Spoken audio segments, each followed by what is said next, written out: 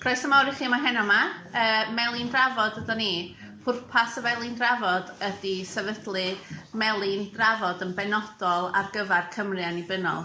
A'r holl syniad ydy bod ni yn datblygu syniadau, datblygu theoria, a felly bydd yn sefydlu be fydd y Cymru annibynnol pan wneith o ddod. Felly be fydd Cymru annibynnol yn edrych fel I ni. Ond mae'n holl bwysig, wrth gwrs, cyn ni gyrraedd annibyniaeth, bod ni'n gwybod yn union be fydd yn digwydd efo'n gwlad ni, a dyna di pwrpas y felin.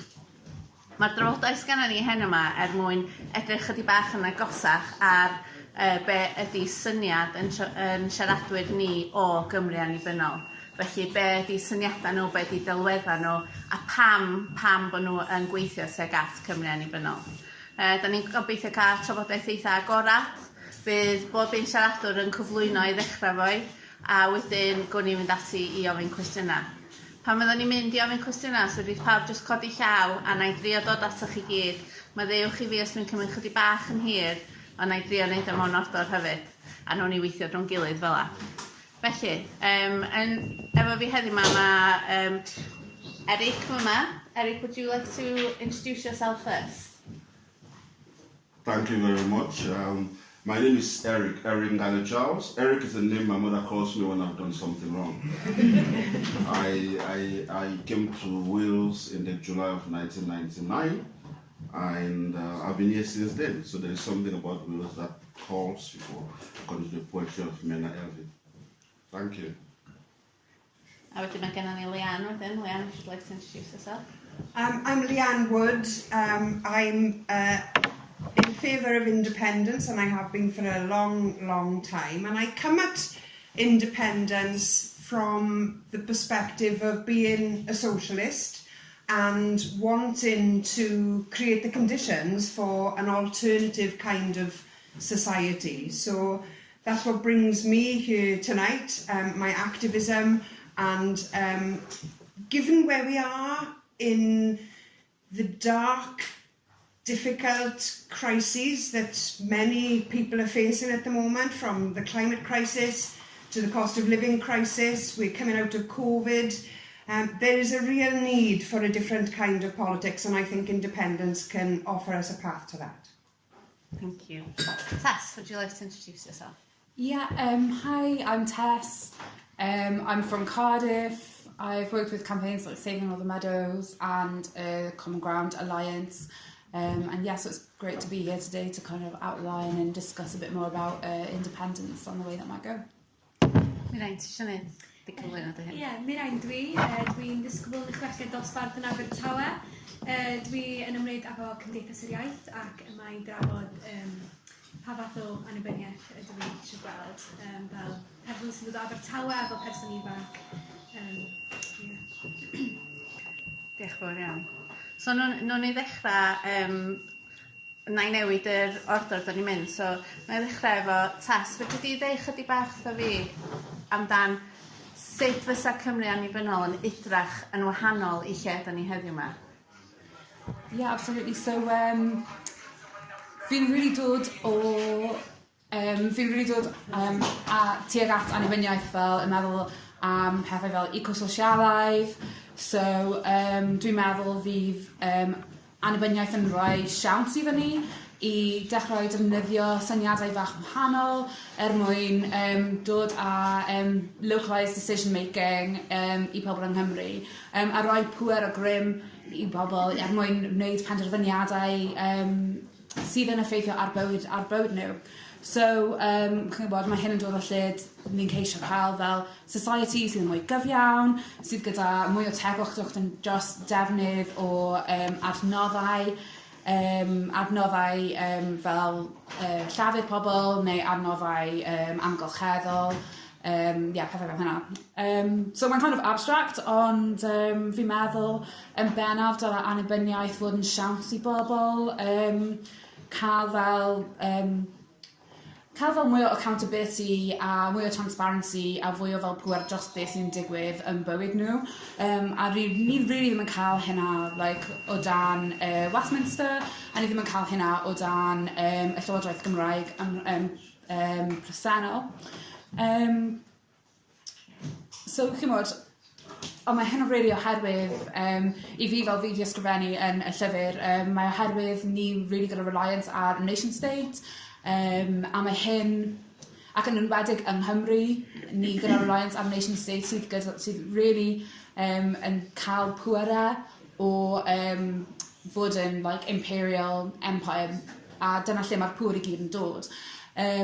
So mae ddim wir yn syndod fel fod ni fel pobl Cymraeg yn kind of cael experiences o dan Westminster sydd yn cadw ni mewn trylodi, sydd yn cadw ni rhag wneud wir penderfyniadau sydd yn effeithio ar bywyd ni, a mae ddim hefyd yn syndod fod ni o dan huge risk oherwydd climate change, oherwydd the cost of living, a chymod, yr holl crises arall gallwn ni just restru heddi. So dyna kind of wir pam fi eisiau cael annibyniaeth.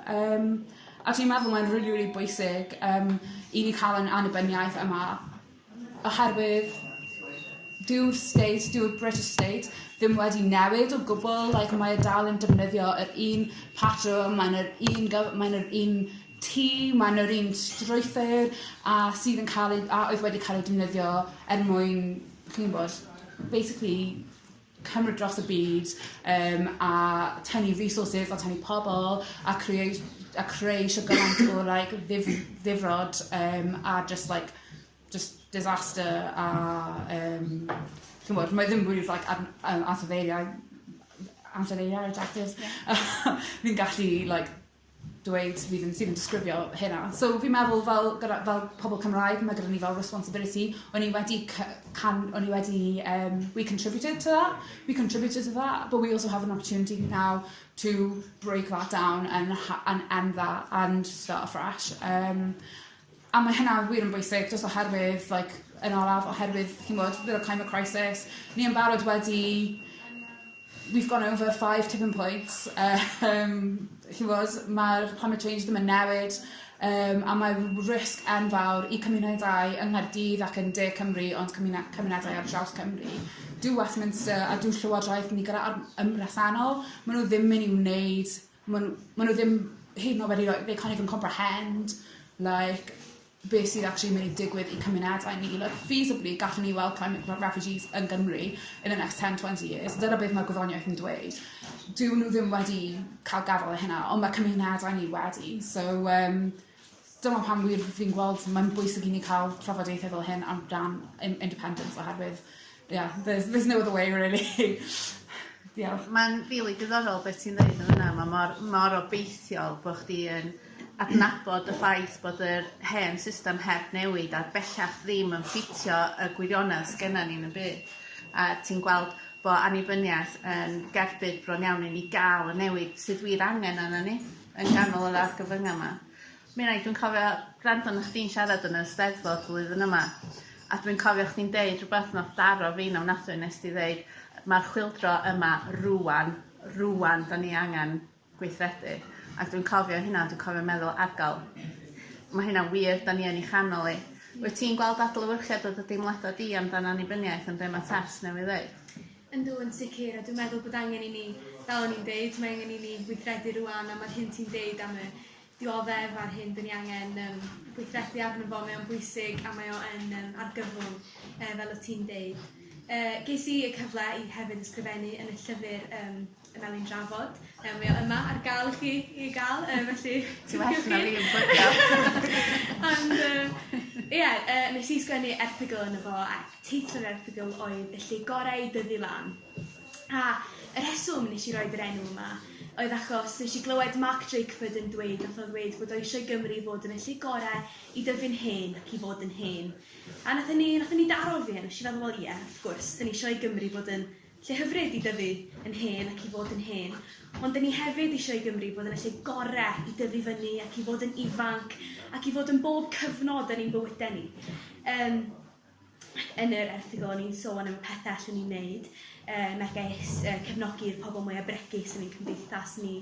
Bod fi eisiau Gymru fod yn wlad economaidd lywyrchus a gwneud hynny drwy gydweithio adnoddau naturiol. A'r peth pwysicau I mi ydy ein bod ni'n ymfalchio I fod yn Gymru. A sut dyn ni'n gwneud hynny? Wel, y ffordd I wneud hynny mewn gwirionedd ydy I gael Cymru, ydyn ni eisiau bod yn falch ohoni. Felly, dwi'n cyd-fynd gyda gweledigaeth Cymdeithas yr Iaith, sef Cymru Rydd, Cymru Werdd, Cymru Gymraeg. A dwi eisiau siarad ychydig am beth mae hynny'n feddwl i fi. Felly, Cymru Rydd. I fi, mae Cymru Rydd yn lot mwy na annibyniaeth. Mae o'n stad o rhyddid, yn rhyddid ar bob lefel. I fodoli sut yr ydyn ni eisiau bodoli, yn ddemocrataidd, i benderfynu beth ydyn ni eisiau gwneud ein hunain, a i alliogi'r wlad i fod yn deg i'n pobol ni. A dwi ddim eisiau hyn fod yn gystadleuaeth, di Cymru ddim yn gystadlu gyda cenhedloedd eraill. Dyn ni'n wahanol, a dyn ni ddim eisiau gystadlu na'r ras i weld pwy yw'r gorau, ond dyn ni eisiau bod yn wahanol a roed y cyfle i Gymru fanteisio ar yr hyn sy'n iawn i Gymru, yr hyn alla rymuso pobl Cymru, a'r hyn alliogi cymunedau goddefol lle mae lle i bawb, ac yn fwy na hynny lle mae croeso i bawb. Ond, wrth gwrs, ni allir gwneud hyn heb siliau cadarn Gwladwriaeth Cymru. Dwi am i bobl yng Nghymru wneud penderfyniadau am Gymru yng Nghymru. A'r nesaf ydy Cymru Werdd. Dwi eisiau i bobl Cymru sefyll ar ei ddwy trwyd ei hun mwyn penderfynu beth bydd dyfodol Cymru. Felly dwi eisiau iddyn nhw gydweithio â natur a defnyddio dulliau creu a harnesio egni dyrturiol y ddeiar a cynnal bywyd gwyllt a bydd natur mwyn cyd-fynd a anghenion cyfoes dynoliaeth. Dwi eisiau Gymru fod yn lle lle dyn ni'n ailgylchu yn bobl cynaliadwy ac yn ymfalchio yn ein cynefinoedd yn ein unigryw.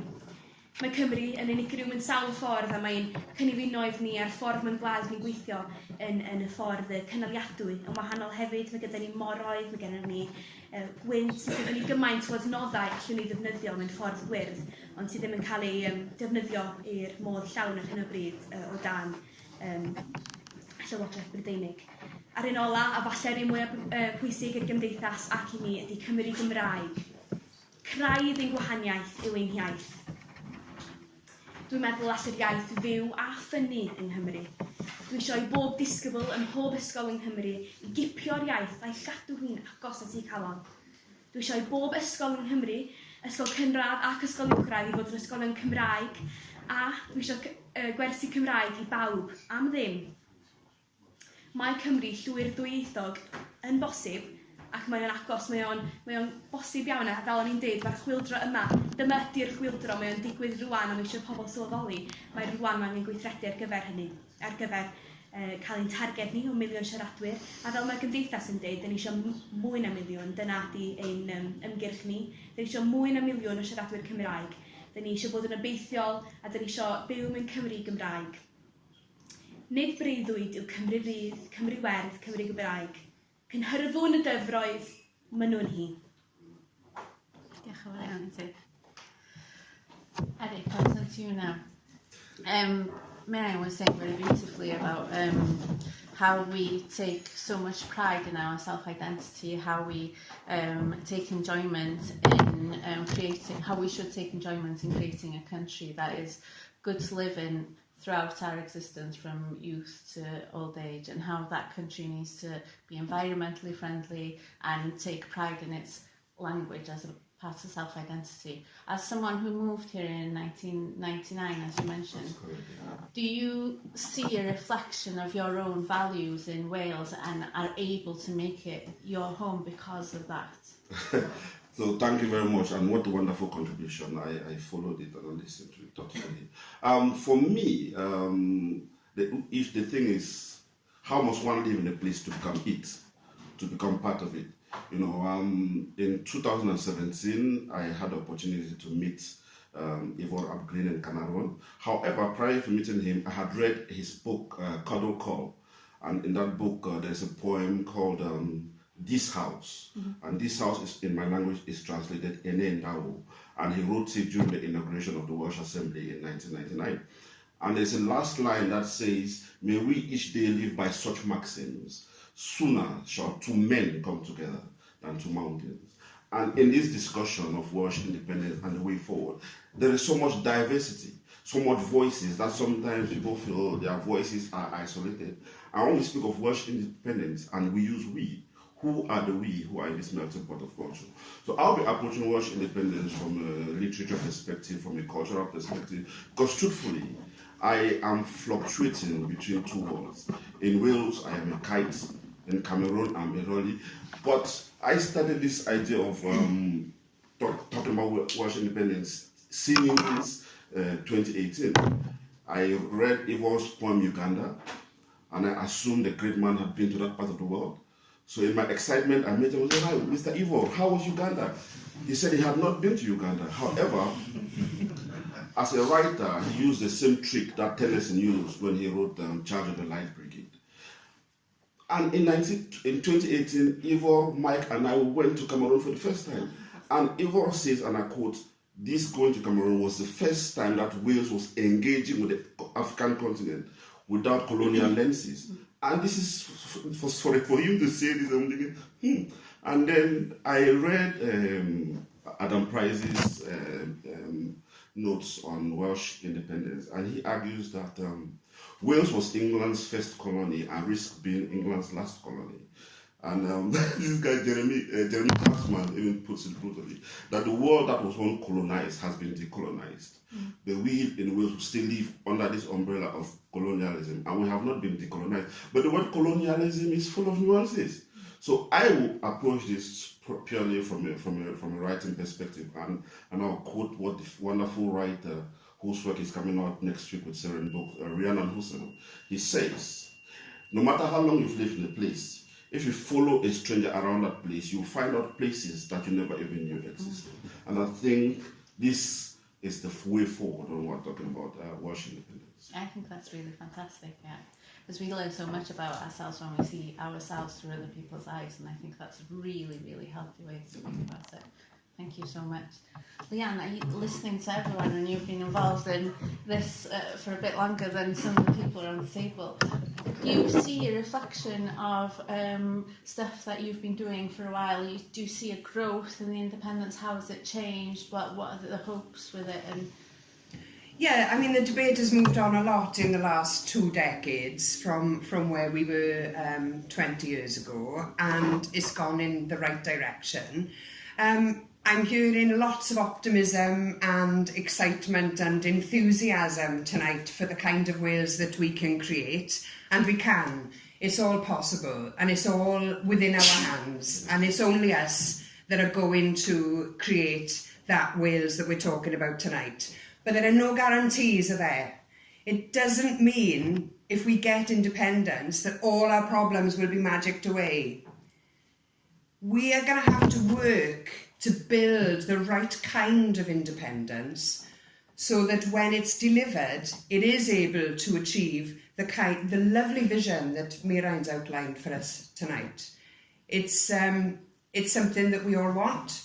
It's something tangible and it's doable, but it's not going to just happen automatically. And I think there's a danger of creating just a smaller version of the British state here in Wales. And what would be the point of that? Yeah. We have to build something that enables people to be better off than they are now. We have to build something that enables people's lives to be tangibly improved. Otherwise, we're wasting our time. So I think we have to think very carefully about the kind of independence movement we are and the kind of Wales that we want to build. I don't think we can divorce ourselves from other struggles like the climate crisis and like the cost of living crisis. One of the things that motivates me at the moment, and I'm sure it motivates all of you in this room as well, and we've spoken about it on the panel, and that is the need to change our behaviour and our economy in order to respond to what's happening to the climate. 11 years ago, I wrote a document called A Green Print for the Valleys, and that was basically arguing for an alternative economic system to capitalism so that we could put the control in the hands of the workers or the owners of energy and food production in Wales so that it would stay in those communities. You know, at the time, lots of factories were closing down and relocating to Asia and Eastern Europe.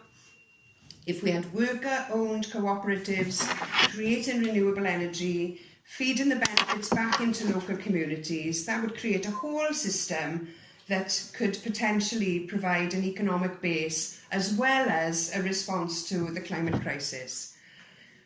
Nothing really has been done on that green print in 11 years, despite the fact that we've had devolution, we've had a lot of good words and well-meaning, but because we don't have all of the powers, we have not been able to implement a programme like the green print. If we were an independent country, we would be able to do something like that. And even if we were able to do something like that, then there still aren't guarantees. There will still be things we would need to do to ensure diversity, equality, to ensure that people with privilege didn't have so much of that privilege. Because again, if we didn't do that, what would be the point of pursuing this goal? The final thing I'd like to say is about how we get there. It's wonderful that we've turned up in this room tonight and we're talking about this, and we'll all be on a march tomorrow, and I was up in Wrexham and I was up in Merthyr, and it's wonderful to feel the buzz of everybody coming together to be on the same side for the same cause. It's a great feeling. But we have to make sure that when we do build this independence movement, that it is inclusive, that it does involve everyone, that it doesn't leave anyone out, that it doesn't attack trans people, that it isn't racist or homophobic or in any way leaving people excluded. It's got to be a movement that builds people, and it's got to be a movement that persuades other people as well. We can't be under any illusion that because all these people turn out on these marches that we've won the arguments, because we haven't.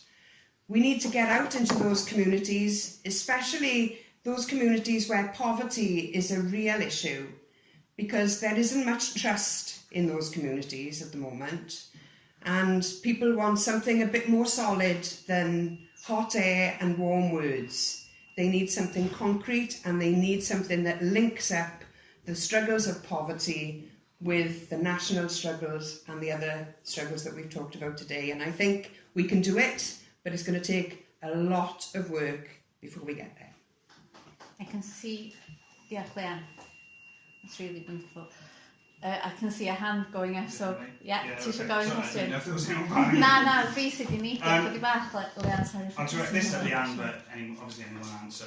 Assuming Wales becomes independent via referendum, how will Melin Drafod reconcile the other half of the nation that didn't vote for independence? You're assuming 50-50. Okay.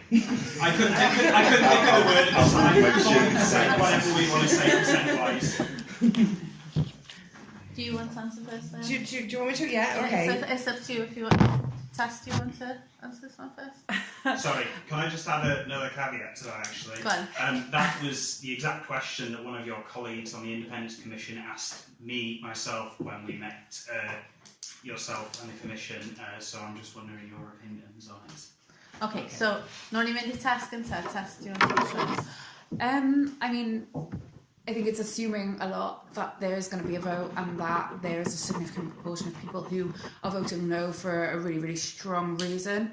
I'm not saying that this is the way that it should be done, but I'm just going to draw on the closest example, which is, well, you know, Brexit, like that was like 52-48, and the winners just kind of disregarded the losers, and you know, it's just been a shambles ever since. So I'm not advocating for that approach, and that's the one thing that I know. I think that it should be a conversation that everyone is brought along with, and it should be one on the merits. It shouldn't be like a negative kind of thing. But yeah, that's almost like so a conversation, so people are brought along to understand what the benefits are, and they see that as they go along, that kind of thing. Yeah, absolutely. And like, instead of closing the door and breaking the relationship with for sure, yeah. There has to kind of be like a process of like conciliation and like like de-escalation, because... Do you think there'll be a need for that de-escalation? Do you think that... do you envisage that those people who have lost will be angry? I think it's important not to count that thing out, because peaceful countries have collapsed for less. So, you know, it's important for us not to underestimate, you know, And how does that make you feel then when you think about the implication of you working towards independence? You know, I think like for me, like working towards independence, it's always like something that should be kind of treated in like a positive way. It should be from, you know, like for me, like I always kind of take the position that, you know, push as far as you can, like take it as far as you can go, and then like, you know, you'll kind of, you won't get all the way there, but like you'll get kind of somewhere in the middle. But like, so like kind of take it as radical as possible, and then kind of, you know, well, we're not going to get that far, so you'll kind of end up somewhere in between. Yeah, I don't know how that works in state making, but like... A Mirain, mae Cymdeithas yr Iaith yn aml yn ymgyrchu, a mae'r atab sy'n dod gan y Llywodraeth yn aml ddim cweit yna, ond mae o yn agosach. So oes na werth efo radicaliaeth mwyn tynnu yr conversation i'r ochr. A sut ti'n meddwl mae hynna'n neud i'r bobl ar yr ochr arall deimlo os na ffordd o neud i fyny efo nhw, lle? Ie, na, dwi'n sicr yn meddwl bod radicaliaeth yn bwysig a gwthio am beth dyn ni isio. Dyn ni'n isio bod hanner ffordd yna, wedyn cael beth dyn ni isio hanner, dyn ni isio gofyn am beth union dyn ni isio. Ond dwi'n meddwl mae hanner y frwydr, neu dim hyd yn oed hanner, y frwydr rwan i ni ydy, dyn ni isio cael pleidlais, dyn ni isio pobl bleidleisio efo ni. Ond dwi'n meddwl unwaith byddwn ni wedi cael hynny, dim yn amser i ystod nôl a dweud, gret, annibyniaeth fan amdani adre. Na, dwi'n meddwl bod hi'n amser, dyma di'r amser i, reit, oce, o pobl ddim efo ni, dewch efo ni rwan, mae'n amser, di ddim yn rhy hwyr. Dyn ni dal yma, dyn ni dal yn barod i ymgyrchu efo chi, ymgyrchu am beth dyn ni isio. A yr holl beth dyn ni'n trafod ydy pa fath o Gymru annibynnol. A mae hynny gyd yn dod cyn ac ar ôl annibyniaeth yn fwyaf, byddwn ni'n dechrau gwneud beth ni eisiau gwneud yng Nghymru, a dyna di'r amser i'r pobl sydd oedd ddim efo ni pan fydd na bleidlais, dwi'n eitha gobeithiol am hynny. Ond dwi'n meddwl mai bod y frwydr yn mynd i gario ymlaen mynd, a bydd hi'n frwydr hir, ond yn werth chweil gobeithio. Werth chweil, yeah. And Eric, can I ask you, what are the risks do you see from a conversation like this? From a conversation across the nation where some people are yes and some people no. Do you see it maybe and think, well, there's a better way to do this, or there's a more healthy way to build this answer? I think for long enough we've pretended that we don't know who lives on the other side of the hill. At some point we have to sit down on the table and have an open conversation. I mean, those days have gone on with throwing sticks and stones at each other. Sit on the table and discuss. Again, I'll go back to poetry. When Elvin uses Catalan as a reference point, we know what is happening in Catalan. They are having this conversation. I mean, people are on this side. We can sit down and create those monsters, but let there be no bullet holes on these foundations that we are building. If it's a progressive country that we want, I'm sure the positive would outweigh the negatives, and then we'll move forward. Do you feel like the literature culture that we have here is something that allows us to maybe have these conversations and go forward to this answer in a different way that might be happening in other places, because we're unpicking and rebuilding our answers? Yes, I think so. I mean, as a Cameroonian, the colonial winds brought me the poetry of Mirain Owen, Dolce et Decorum est pro patria mori. But in Cameroon now, since 2018 in the curriculum, they are learning about the poetry of Hedwig. And this took us going to Cameroon and introducing this to the curriculum. So as individuals, there are vital roles that we can play. But as Leanne said, we don't have that financial backup to make things happen. I'm restricted in what I can do. Also, talking about what the Welsh government is doing, sorry, I'm just distracting from what you said. A couple of months ago, I was approached because they had this initiative to go and plant trees 1 million trees in Uganda. I took the commission because it was good pay. But in Leckwith, we don't have trees, and I live just by Glamorgan Archives. So let us not be pretending by showing that these people are desperate somewhere, when locally we are dying, because at some point people will rise up and say, hang on a sec, there's a space the size of Great Britain, which is trees. So who are we fooling if we're going to come on to start planting trees? Yeah. Plant trees in Leckwith. Yeah. Exactly. Yeah. Definitely. that brings us kind of on, Leanne, a little bit to community action, to the things that we do as communities, and how does that enable us to be more independent internally and as communities, and is that something that's helping us move towards a national independence in Wales, or is it just something that happens anyway? I'll answer your question, but I won't answer yours Oh, as well, sorry, right? No, it's okay, and I'll try and remember everything. I think there's a danger. So many areas of politics at the moment are polarised. People are either this position or that position, and there's no grey area in between. And I don't think referendums help with that. You're either yes or you're no, you're either leave or you remain, and there's no room for nuance in the middle. So maybe one of the conversations that we need to have as a movement is whether or not a referendum is the best way to decide these things. There are other methods. Citizens' assemblies are a good model. There are lots of work to do to get them right, but the idea of engaging your citizenry in building a constitution, I think, is a really good idea. Lessons to be learned from the Brexit referendum have to be around how much information people have before they go to vote. You know, we can't give people partial information, fake news, false information, and expect them to make a good decision in their best interests. And I think if we learn anything from the Brexit referendum, if we are going to have a referendum on independence, then we must make sure that people have sufficient information, and we've got to do a lot more in schools, I think, on that front. So to then move on to the question about community, I've always championed this concept of real independence, which is something that Raymond Williams put forward back in probably the 70s. And that's much, much more than a constitutional position of a country. What real independence means is about a state of mind. It's about being of the mind where you know yourself, you can just do it. If there's a problem, you can come together with other people in your community and you can solve it. It's the independence of spirit, of being, of doing, of everything, not just your constitutional position. And so if we move towards a position of real independence, where we throw off all this baggage that Raymond Williams talked about, all the stuff in our history that we still really, really get wound up about, we need to move on from that. Know our history, understand our history, learn from our history, but it's the future that we should be focused on.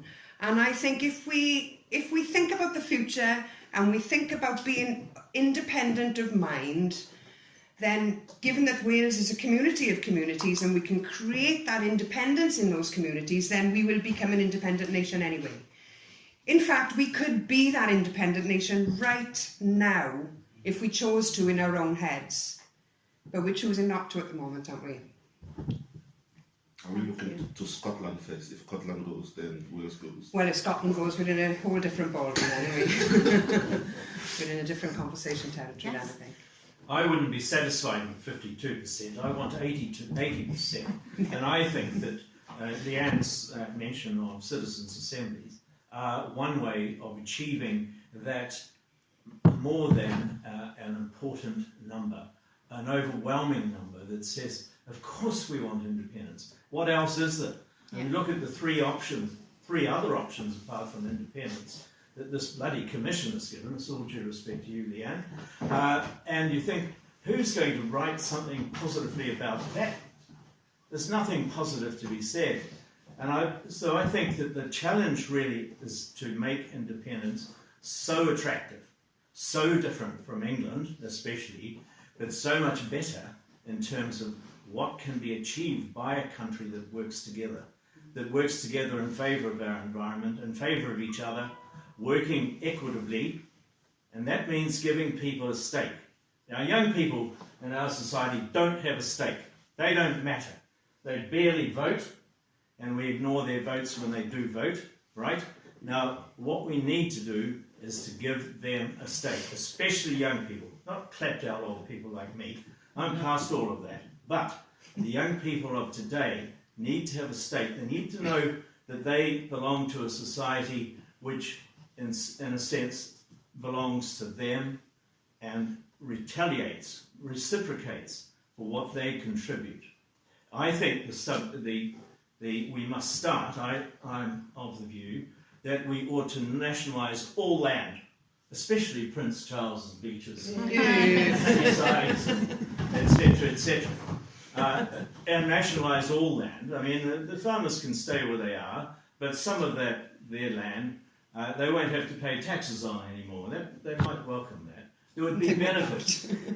There would be benefits for them, the landowners, if they had less land to be responsible for.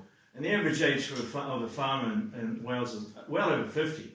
They're not recruiting new ones. So there is a real issue about succession on farms that we need to be aware of. We don't want to cover them with bloody forests either.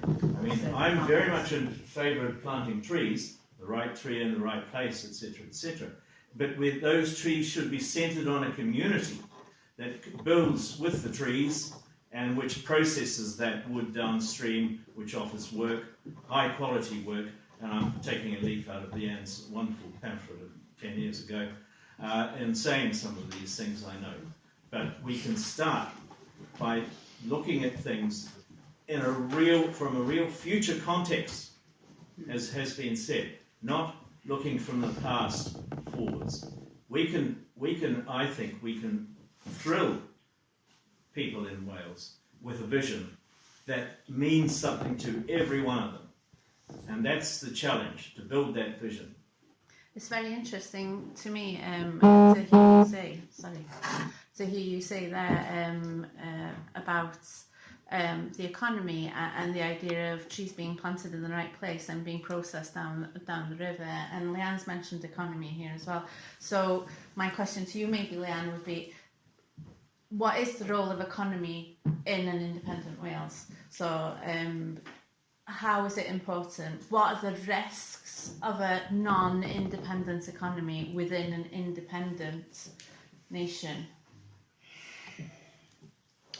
Well, surely independence would give us an opportunity to have a different economy based on different values, putting people at the centre, focusing on the needs of the planet, living within our means. That's the point of it. And without an economy, and I'm not necessarily the biggest fan of economists, but without an economy, people don't have a living, they can't feed their families, they can't afford to pay housing costs and all the rest of it. So having a stable economy, and I don't want to use the word strong and stable because that's been discredited, but having a stable economy is essential for people just to go about their daily business. And so being credible on the economy and being in a position where you can demonstrate that you've got the means to spend, unlike our current Westminster government, otherwise we won't be able to borrow and we won't have any credibility on the international stage. So having a credible economy is essential, but it doesn't have to be based on the one that we've got now, does it? Because that's failing so many people. I mean, I don't know what the latest figures are. 60% of people now are predicted to be in fuel poverty this winter. I mean, we cannot carry on like this. And this is supposed to be a solution with the energy cap. And so, the system is broken. It's a question of, are we going to plan for an alternative future? Or are we going to just get shunted about and get other people somewhere else to make decisions on our behalf where we have absolutely no control over what happens to us? And I think the answer's kind of obvious, really, isn't it? Thank you, yes, definitely. Tess, na I ofyn I chdi, sut mae economi mewn Cymru annibynnol yn edrych yn wahanol i'r economi sydd gennym ni rwan? So, fi'n meddwl mae'r... Fi'n gobeithio ddim cael y cwestiwn yma, mae'r economi fi ddim really wedi, fi ddim mor gryf arno fe, ond i fi eisiau edrych i ffordd wahanol o cael economi, o cael gwaith. A mae hyn fach i wneud gyda agriculture, land use, nationalisation a'r holl bethau fel hyn. So, os o'n ni gyda economi eco-sosialaidd, fyddwn ni yn meddwl am symud i ffwrdd o'r kind of growth model, mwy tuag at model o gweithio sydd gyda cymunedau yn Rojava a'r Baptista. Chi'n gwybod, like, exactly, like, you know, beth maen nhw'n wneud yna, mae'n revolutionary in like the most literal sense. Mae pobl yn newid, maen nhw'n defnyddio llafur nhw mwyn creu newid yn y tir, mwyn like, cael gwared o poverty, mwyn sicrhau fod cymunedau yn resilient i'r climate crisis. Mae hynna mor bwysig. Agriculture is actually an area where, you know, they're really working differently. Maen nhw a part of this yw rhywbeth fi gyda'r diddordeb mewn yw like wastewater use a like reducing of waste. Maen nhw eisiau separato grey water o black water a maen nhw'n defnyddio hynna fel ffordd o lleihau waste mwyn sicrhau fod like, os mae drought and stuff, maen nhw dal gallu tyfu, maen nhw dal gallu bwydo pawb. Mae farmers, maen nhw'n creu beth sydd angen ar cymunedau, maen nhw ddim yn creu surplus ar gyfer creu profit. A mae hynna wir yn helpu pobl mwyn cael bywyd go iawn. A mae hynny'n rhoi care, like caring for, you know, the principle of care for your community. Mae hynna'n rhoi hynna mewn as like a central tenet. A ni'n gweld pobl yn gwneud hynna mewn Cymru yn barod. Mae'r Welsh Underground Network, for example, maen nhw yn gwneud gwaith amazing yn rhoi bwyd i cymunedau nhw. Maen nhw'n bwyd o pobl, maen nhw gyda baby banks, food banks, maen nhw'n gwneud like community barbecues a stuff fel hyn. Maen nhw ddim yn gweld yr economy fel rhywbeth abstract sydd yn cael ei fel ffixo gyda policy levers. Mae'n rhywbeth sydd yn digwydd i bobl pob dydd. Mae'n rhywbeth lle chi'n gallu bwydo plant chi, chi'n gallu, you know, chi'n gallu, you can heat your home, you know.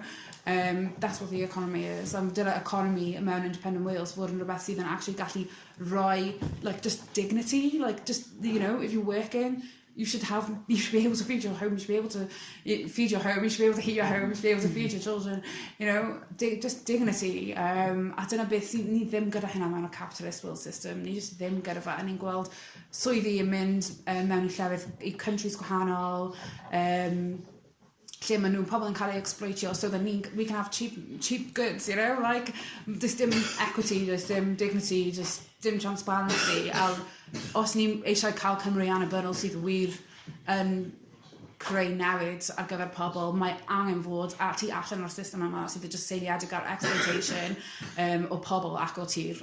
Dyna sut ni mewn y situation yma, like, gyda'r climate, a ni angen newid nawr. Ni angen trio rhywbeth yn gwahanol. Mae hynna'n syniad rili diddorol o yr economi ac o llafur fel ffordd o falu amdan dy hun, amdan dy gymuned, a defnyddio'r economi fel ffordd o expresio dy ofal di o y wlad, o mae'n siŵr y byd hefyd, achos mae economi sy'n dod o yr hyn ti'n siarad amdan, yn economi eich fysa ddim yn exploitio y byd o'i gwmpas o, fysa yn datblygu y berthynas barchus yna efo gwledydd y byd pwy bynnag ydyn nhw, a bod hynna'n dod trwy'r ffordd da ni'n prynu, y ffordd da ni'n gwerthu, y ffordd da ni'n gweithio. A i fi mae hynna'n rhywbeth sy'n rili cyffroes amdan Cymru annibynnol. Diolch yn fawr. Os na gwestiwn fedra i gymryd o'r llawr, os ydych eisiau gymryd cwestiwn? Somebody else first. Mae gen i'n reis yn y cam. Efo ddiddordeb i gwybod, beth yw pobl yn meddwl am y barn y fformula? Achos mae'r Saeson yn talu amdano ni. Dylwn ni ddim ceisio fod yn annibynnau ohonynt gan sefyll ar traed ein hunain. OK, so beth o'n i'n feddwl o'r barn ysgol yma a bod y Saeson yn talu amdano ni? Os ydych eisiau mynd gyntaf o hwnna? Leanne? Yeah, go on, Mark. Yeah, go on. I'll stand up so I can see you in the back. The Barnett formula is deeply unfair to Wales, although there is a surplus of money that comes from the Westminster government into Wales. It doesn't actually cover what we need. So the way that the Barnett formula works, and it was set up in the 1970s, is that Scotland get a deal based on a calculation that was done in the 1970s plus the political power that they had at the time. And the calculation for Wales was done on the same basis, and we lost out and they gained massively. So I would say that we need to get rid of the Barnett formula, but the Scots would be absolutely against that. But of course, if they become independent, then there's a different conversation to be had about that formula. But ultimately, of course, what we need to be aiming for is to be able to stand on our own 2 feet and to raise the money that we need to spend on the services that we want to give out. That's where we have to. That's the aim of independence. There will be a shortfall. We will need to borrow. There's no doubt about that. But it doesn't need to. We don't need to be dependent on a subsidy from another country to survive. So maybe get rid of it to sort of start independence. Just turn that money back and say. Well, there's been conversations going on about this for like 3 decades, 4, 5 decades, and everyone agrees that the system is unfair and it doesn't work, but nobody can come up with an alternative as yet. So I'll come to you over here. perhaps there's an opportunity for us there somewhere. Starters, can we not just charge the sites for all the bloody water and all the other resources that they're taking from us for pennies at the moment? I didn't get that. And so can we not charge England for the resources that they're using, like the water and natural resources? Y pobl yng Nghymru yn talu mwy am dŵr na pobl yn Lloegr. Yeah, mae hyn yn A pethau fel hynny, so that would keep poison out. Sorry, no. Yeah. Do you want to come in? No, actually, no. I'll pass. No. Mae gen i gwestiwn neis yn Kevin. Yeah, so I suppose if one of it's kind of a question for you all in terms of if you could get everyone here to do one thing, to help us get to the point of an independent Wales or get us closer, what do you think we should do? Are there any things that we can do tomorrow that would help, get us closer to that mental place of maybe being a more independently minded nation? So if everybody here could do one thing, what would we suggest that everybody does to get them to that point? Get rid of Tesco.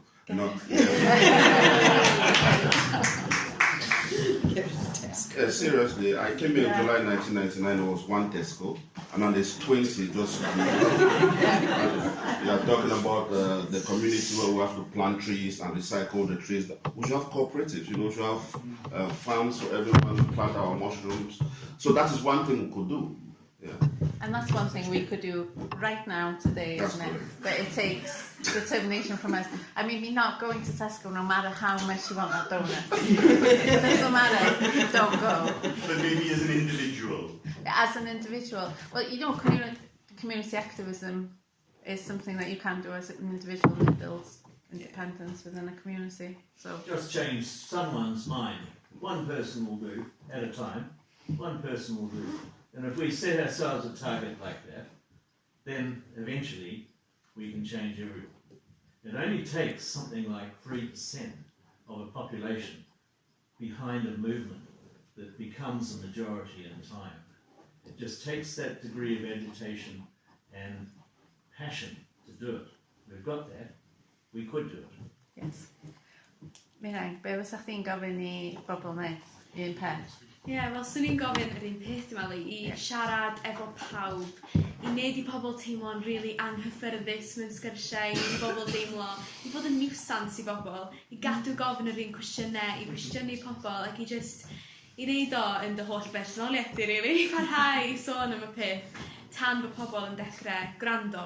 A wedyn pan maen nhw'n gwrando, mae'n anodd peidio cytuno, dwi'n meddwl, efo'r ddadl sydd gyda ni. Felly just siarad efo pawb, cael y sgyrsiau anghyffyrddus na, jyst neb eisiau cael efo'r pobl dych chi'n eisiau cael nhw efo. Mae o'n mor bwysig, mae o'n really bwysig, just pawb dych chi'n nabod, mae rhaid i chi droi nhw'n yes. Yes, Gymru. Tess, na i ofyn i chdi, dwi'n gweld chdi nodio efo beth Mirain yn dweud, ond na i ofyn i chdi ta, os da ni'n mynd i wneud bobl deimlo'n anghyffyrddus yn trafodaethau, os da ni'n mynd i wneud yn hynna'n yn boen, yn ochr, yn mynnu bod ni'n cael y sgyrsiau yma, lle mae caredigrwydd, where does kindness come into that?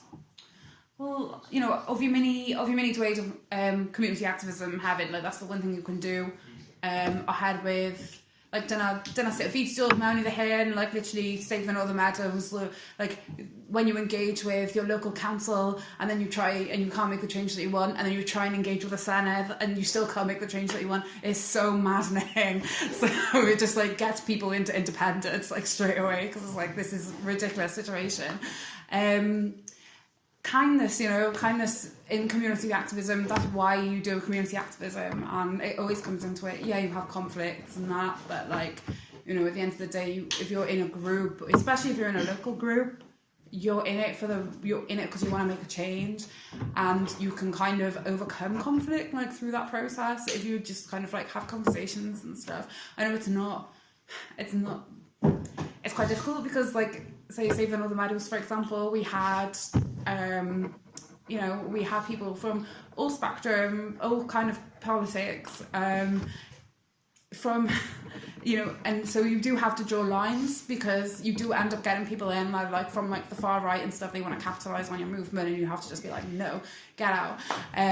But, like, you know, building that community is invaluable. Like, you will be surprised, like, if you start a campaign or something, you will literally be surprised how many people come out of the woodwork to help you with that campaign, and how many people actually care about something.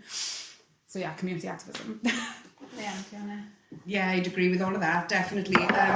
Form a group, find someone who thinks along the same lines as yourself, form a group and just decide to do something. Was it Margaret Mead, I think, who said, never underestimate the ability of a small group of committed people to change the world. In fact, it's the only thing that ever has. So, small groups of people taking community action. I know in the Rhondda we had a number of different schemes going on to try and engage with communities. We reopened some community paddling pools that were shut by the council under austerity. We set up a food share scheme. There's plenty of different groups carrying out energy schemes and things like that all over. So there's plenty of things that are already going on, and what you find is when you work with people in those community groups on a specific project, it opens up conversations about all kinds of things, and then you can have those conversations that you just said on a one-to-one basis, persuading people one by one, because you can help people join the dots, make the connections, and arrive at the conclusions that they need socialism and independence. Thank you. Na i mynd i cwestiwn reit yn y cefn. Thanks, I'm understanding because I can't see anyone. There's no kind of delusion of grandeur here. So it seems to be a common theme about talking about working in your communities and persuading people kind of one by one, etc. Do you think in terms of activism and your kind of emotional labour that you can put into these causes, whether it's better to kind of maybe migrate 5 people, for example, who directly align with your vision, or is it better to get a bigger mass of people somewhere in the middle to then begin that sea change? That's a really interesting question. Both at the same time.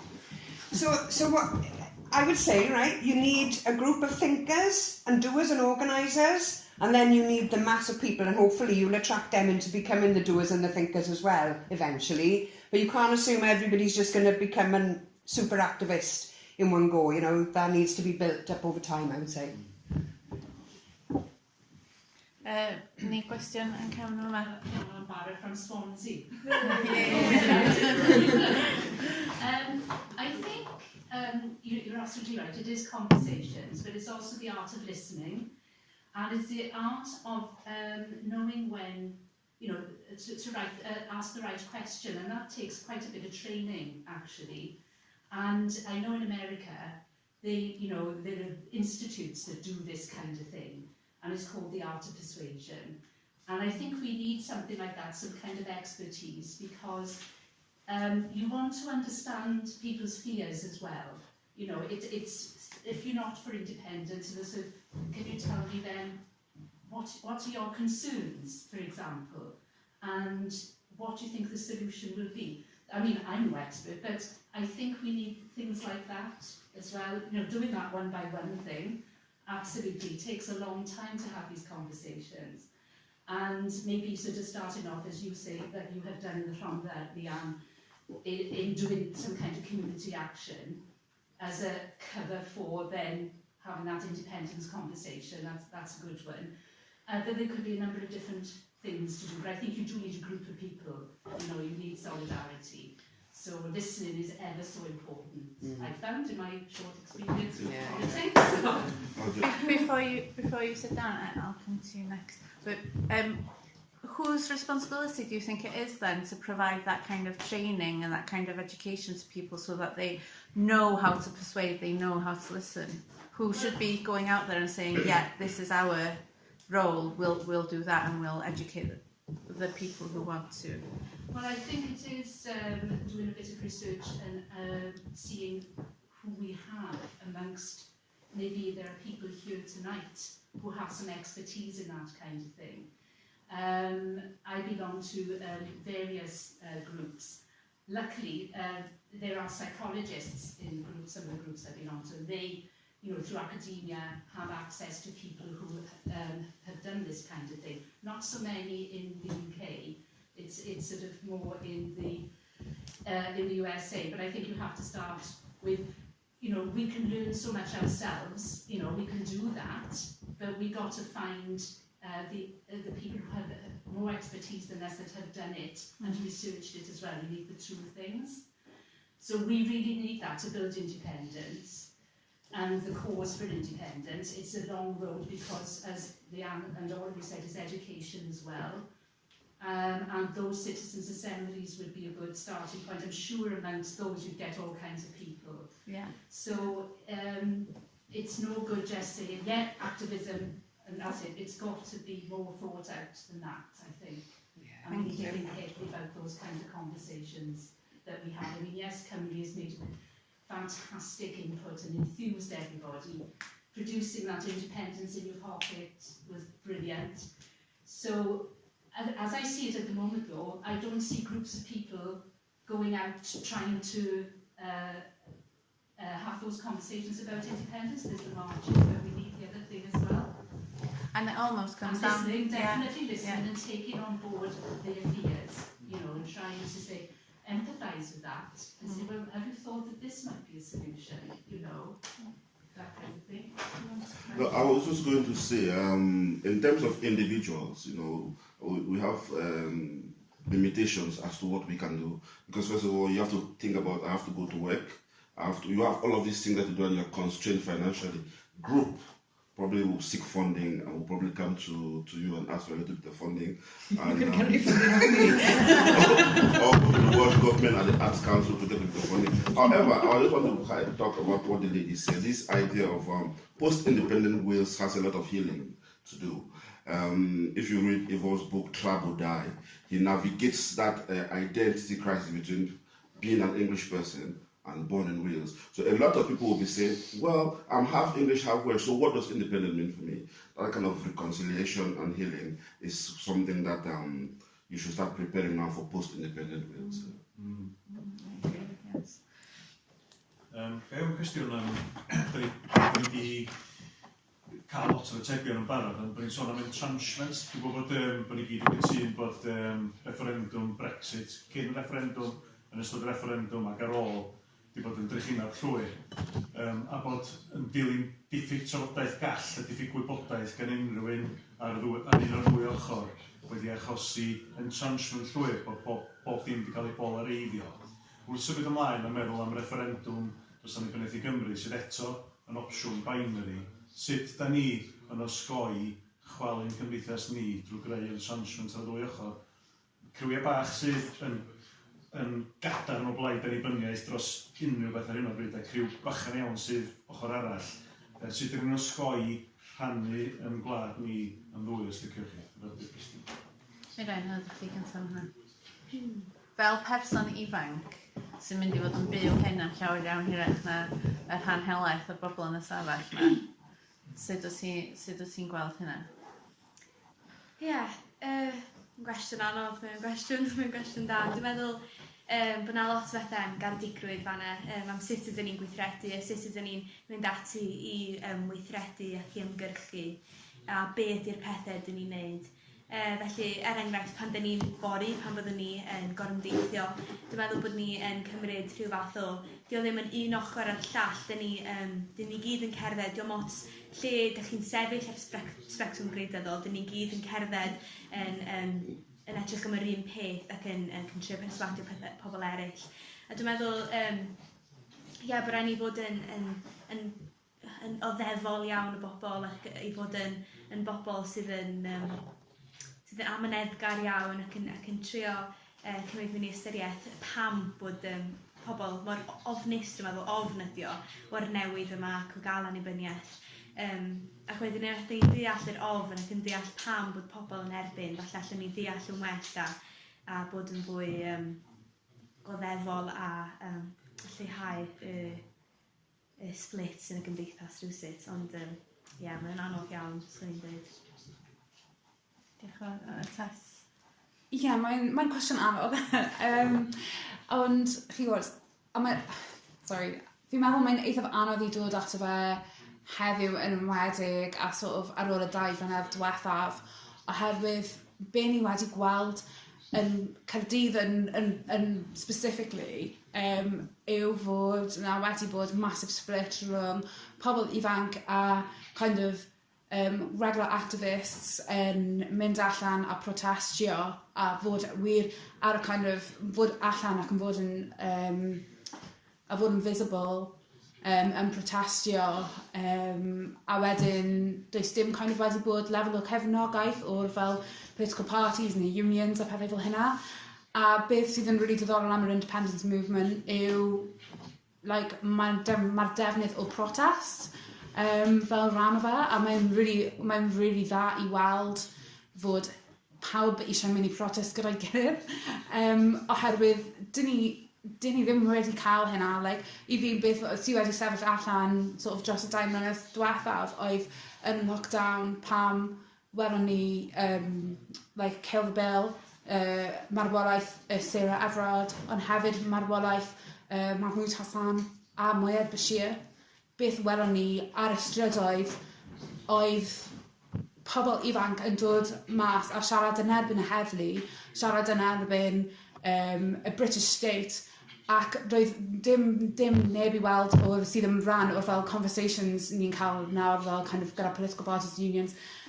So mae'n kind of anodd i gweld beth fydd reconciliation yn edrych fel os ni'n cael referendum, oherwydd weithiau dyn ni ddim hyd yn oed yn gallu cael reconciliation rhwng pobl ifanc a'r pobl hen, that's not the device. Ond dyn ni ddim hyd yn oed yn gallu cael hynna mewn un symudiad ein hun. So mae amdan fel dod o a level o respect yn ôl i'r conversation, gweld fod protestio ddim just yn rhywbeth legitimate i wneud ar gyfer annibyniaeth, ond mae'n legitimate ar gyfer fel pob movement. Dyla'r pobl sydd yn protestio, they should be protected, especially pobl ifanc. Gyda'r policing bill, mae'n massive risk nawr, yfori, fi ddim, fi'n siŵr fyddwn ni ddim yn cael unrhyw beth, New South Wales Police, ar protestio. Maen nhw wedi bod yng Nghaerdydd yn specifically, maen nhw wedi bod yn mostly hands-off, ond welon ni fel pan oedd pobl yn protestio Charles. Oedd hynna'n awesome, by the way, gyda'n really fun. Ond wnaeth e hefyd dod mewn i'r crowd ac wnaeth nhw surroundo grŵp o comunyddion ifanc.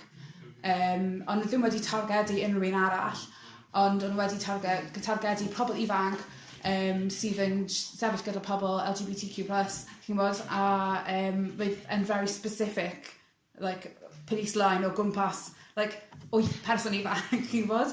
So, fi ddim eisiau, fi'n gwybod mae hyn, I don't know how much this has answered your question, sorry. Ond, mae'r kind of division yn gallu cael ei weld, a ni'n gallu weld y state yn ceisio divider ni yn barod So mae'n bwysig iddyn ni ddweud, we're not going to be divided along these lines. Ni'n gallu cael disagreements, a mae hynna'n iawn, like, mae hynna'n naturiol, achos ni ddim yn disagreeio, like, I would be very concerned. Ond, like, ni angen dechrau o rhywle fel, kindness, accountability, you know, no exclusion, no homophobia, no racism, no sexism, no ageism, a dod o rhyw lefel hynna a ceisio, you know, avoid o'r divisions yna. So, ga i ofyn i chdi ta, wyt ti'n gweld fod na ddiffyg cydnabyddiaeth o fewn y mudiad annibyniaeth bod gwrthsefyll yn erbyn y British State ym mha bynnag ffordd mae o'n dod, yr un struggle a'r struggle annibyniaeth? Yeah, like, well, yeah, kind of. Fi'n meddwl mae'n kind of, mae ddim yn, I don't know, realistic ar fel beth yw pŵer y state, like the state has power, oherwydd mae gyda'r like, monopoly, it's got a monopoly on violence, like dyna beth yw'r heddlu, ac os mae'n dewis defnyddio violence yn erbyn ni, fydd e'n wneud hynna, fydd e ddim yn apologise amdano fe, fydd e probably yn erbyn pobl like working class, pobl sydd ddim yn gwyn, pobl disabled, fi wedi gweld ar Kevin protest anti-fascist, ni'n mynd o dan bridge a wedyn ni'n reit ar Kevin a roedd pobl just cael, like, you know, like, police just yn grab o pobl and just like start beating you up, like, in the middle of the day, like, outside Westminster, you know?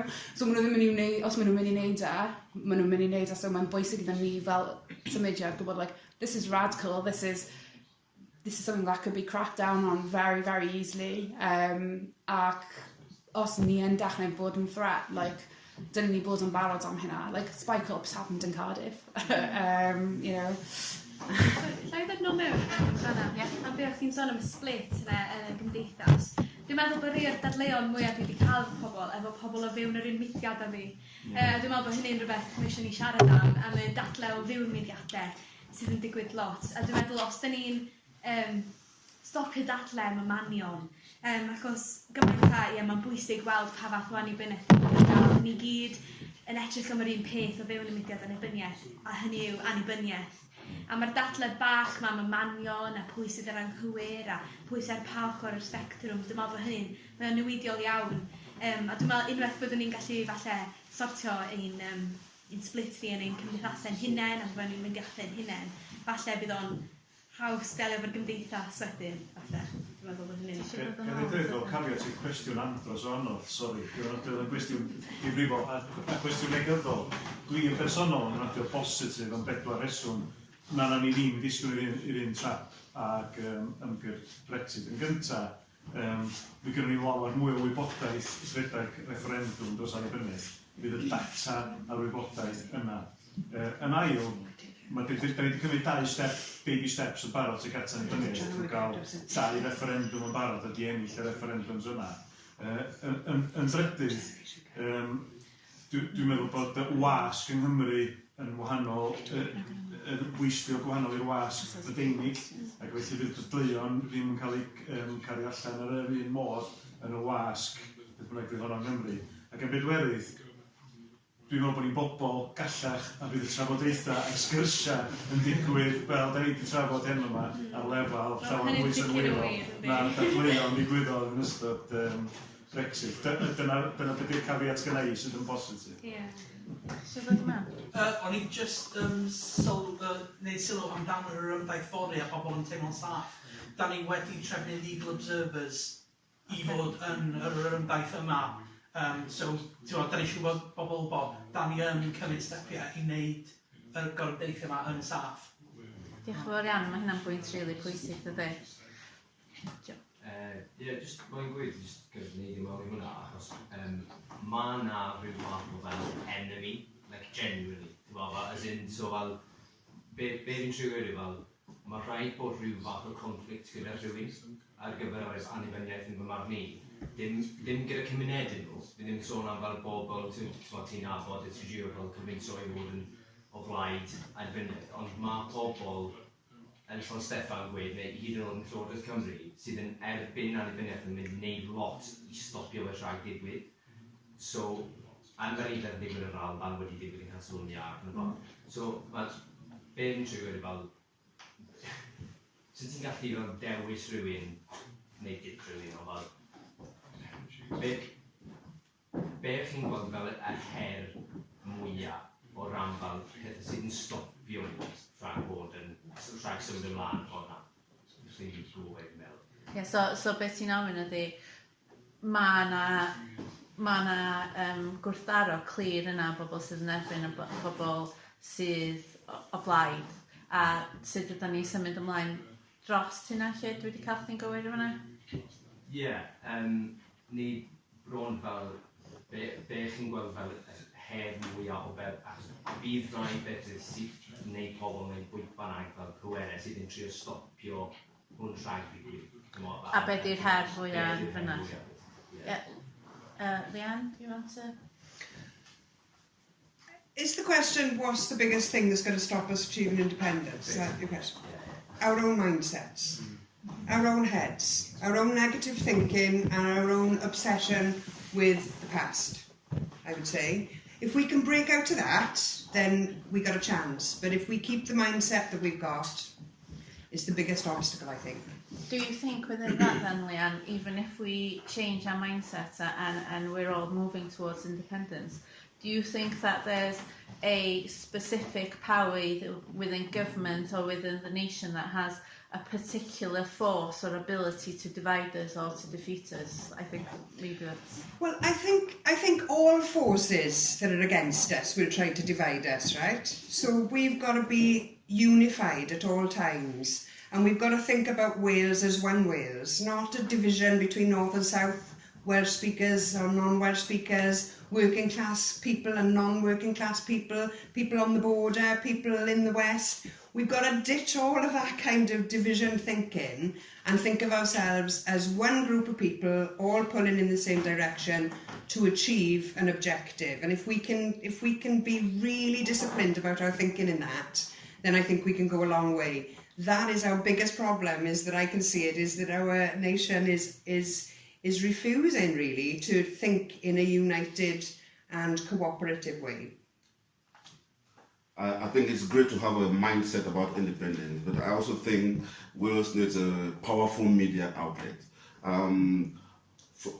EastEnders should be removed from BBC One, and should be released something on Espedoarek, for example. I mean, Espedoarek should be a national television, not just. So we need media. We need people to push out this idea about Welsh independence and the benefits of it. Because I mean, otherwise we'll be sitting down in this group, going outside for a match. But what happens beyond that if it is not reported on the main TV channels? Yeah, I agree.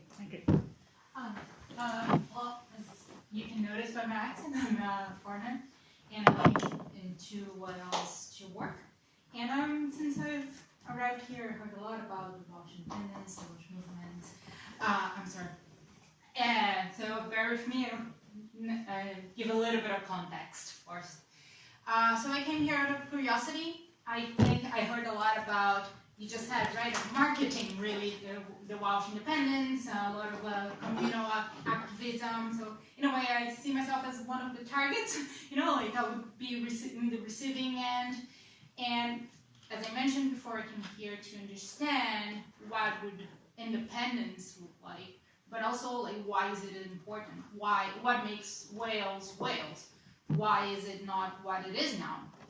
And I heard a lot about a vision to the future, which is really quite comforting to like you want independence, but also think about the future. But as I understand it, they are quite different things, right? Like you can want independence, but not agree with the vision of the future that has been laid here today. So back to my question: why is independence even important, and what makes Wales Wales? And I think that. That's a great question. That's a fantastic question, yeah. Who wants to go first? I feel like I keep picking on you guys, so... Shall I use? Yeah. So, there's a strong tradition, if you read Stephen Peterson's book, Welsh Folktale. If you meet somebody, or if somebody comes to your house, you have to tell them a story continuously for 3 days and 3 nights, and then they have to reciprocate by telling you a story for 3 days and 3 nights. Only after that time has expired, then you can ask them, so where are you from? So I'm not going to ask where you're from. Wales is unique. The writing is unique, the poets are unique, the voices are unique, and in the time where we are talking about post-colonialism, I think any country that is fighting for or looking forward towards independence should be supported. I am from Cameroon. Cameroon used to be a fandango for many European countries. The Portuguese were there from 1472. The Germans came from 1884 to 1916. The French and the English came from 1916 to 1972. And we are fighting a conflict which is not ours. We are still trying to peel those colonial wounds. So if Wales wants to stand on the mountain and shout about independence from England, I think they should go ahead and shout. I mean, we should sell our uniqueness. We live at a time when history are changing, narratives are changing, everything is changing. That old lie that was propagated through colonial winds is no longer there. But we have the we need the Welsh people to stand on the mountain and talk about their uniqueness. Welsh, are you going to sue Liverpool for flooding, the disaster that they... Yes, exactly. So these are the little things that you need to know. If you did not come to Wales, you not understand about the Welsh poet Hedwyn, how the black chair was painted by a Belgian refugee, and all of this type of thing, and how he died in the Battle of Passchendaele, and at the same time won the Eisteddfod of 1917. This is the kind of history that one needs to learn, because otherwise you'll be told about Deutsche et Decorum est Proprietate, all those kind of stuff. So I think in that aspect, Wales is unique. So we're glad to have you here in Wales, although I'm also a foreigner. Well, no, I think everyone here would agree with me that Wales is for everyone who wants to be Welsh, isn't it? So, and I think that's one of the things that makes us unique.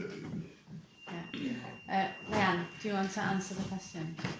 Yes, I'll give it a go. I think understanding from our history and recognising the exploitation that people here have dealt with and are still suffering as a result of now. Poverty levels are higher in Wales. Decisions are made about Wales in a different country that we're unable to affect. And so overall, over a long period of time, that's held us back and stopped us being able to reach our full potential economically, but also culturally.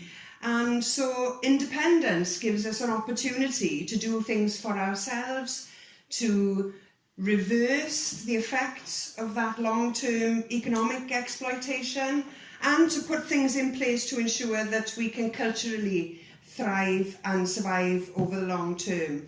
We've got our own language here in Wales. It's something that, there's been big attempts to try to wipe it out effectively. But the people in this country have continued to share stories and speak amongst each other and communicate through that language. And as a legend to most of us in this room would say, we are still here, yma o hyd. Yeah, so, all of that. Just from my,